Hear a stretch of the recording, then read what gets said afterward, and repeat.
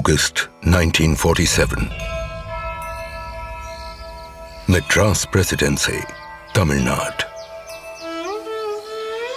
A group of people were preparing for the trip of their lifetime. They had been called to carry out an important mission, to sanctify and legitimize the transfer of power from one ruler to another. Where were these people going? Delhi. India was getting ready for its freedom, to be rid of the British rulers.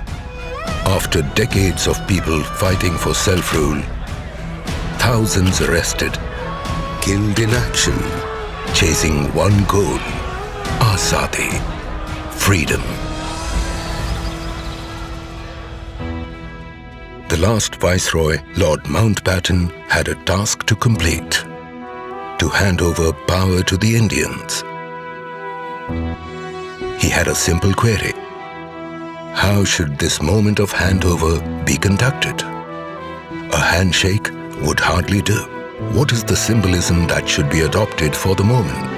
He posed this question to Pandit Jawaharlal Nehru. A good question, something that needed thought. A puzzled Nehru turned to the veteran freedom fighter, Shri C. Rajagopalachari. Rajaji, as he was popularly known, was from Tamil Nadu. Nehru respected Rajaji's erudition and knowledge of Indic customs and civilization. Well-read as he was, he found the answer in India's past.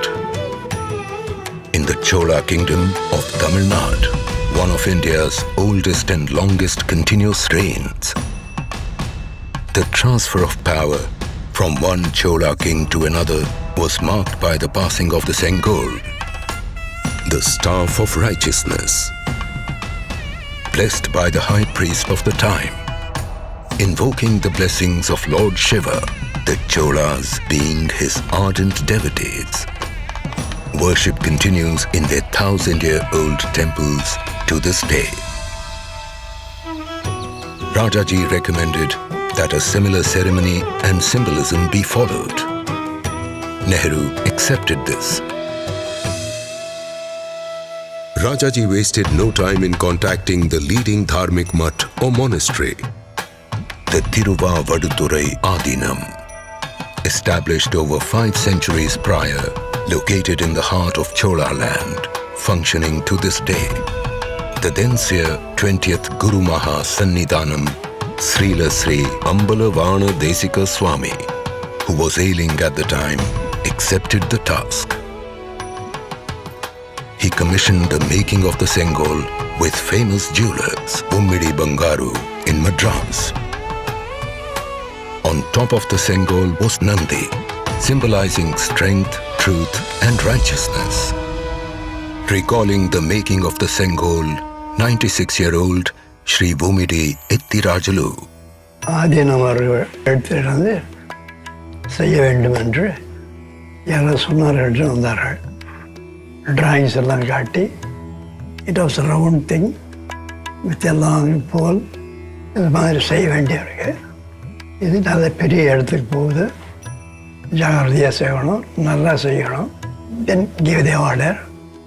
It was made of silver with gold coating. I was very happy to be associated with the making it. Adinam people supervised it. ஏன்னா நமக்கே சுதந்திரம் வந்துடுத்து, அந்த சந்தோஷத்தில் இருந்தோம். அதுக்காக செய்ய வேண்டிய ஒரு செங்கோலை ஆதீனம் அவர்கள் நமக்கு கொடுத்ததில் மிகவும் சந்தோஷம். The holy seer directed his deputy, Srila Sri Kumaraswamy Tambiran, the Adinam's Oduvar, special singer Manikam, and Nadaswara Vidwan T.N. Rajarathinam Pillai to conduct the proceedings. The delegation was flown to Delhi on a special flight. On the night of August 14, 1947, Srila Sri Kumaraswamy Tambiran gave the Sengol to Lord Mountbatten.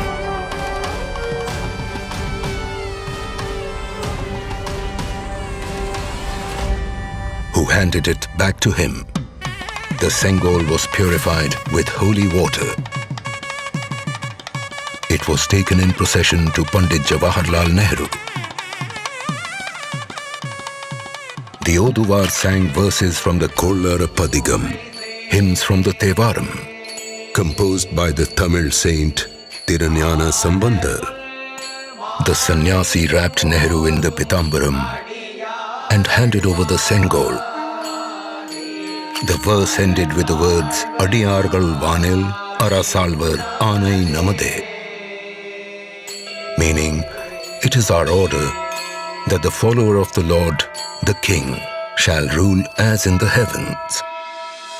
Thus the transfer of power to rule the nation happened with a symbol as per civilization practice from 1,000 years ago, in a remarkable integration of the South and the North, commemorating the birth of the nation as one.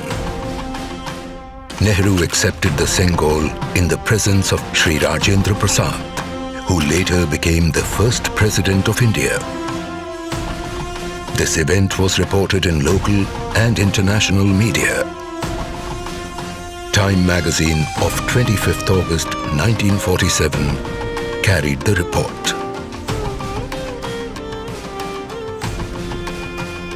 Pandit Nehru thereafter went on to deliver his famous address at the midnight hour of August 14th, 1947.